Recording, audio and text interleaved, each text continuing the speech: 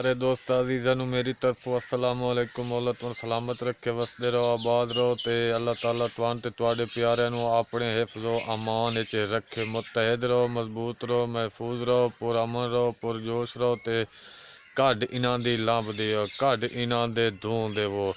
इंतखाबी निशान बल्ला PTI नूं वापस मिलन दे सदमे च हजन ताईं नूरैन रो रही है या चुप कर गई है। मैं पुछना है जनाब, तो ये भी मैं सुने कि सिर्फ नूरैन नहीं बल्कि उस दे नाल बैठी हुई उम्मे हरीम भी रो रही है, तो उसके बिरा जेड़े मुख्तलिफ मीडिया चैनल तो बैठे हैं वो भी मुसलसल रो रहे हैं। इखलाकी तकाजा है कि जिस वजह तो भी नूरैन रो रही है इसनूं चुप कराओ तो इसनूं आखो पागल कोई टिशू लै ले, तू के ड्रामा रचाया होया। पहली कामयाबी मिल गई, दूसरी कामयाबी मिल गई, तो इंशाल्लाह अग्गां भी PTI नूं कामयाबियां मिलदियां रहसन।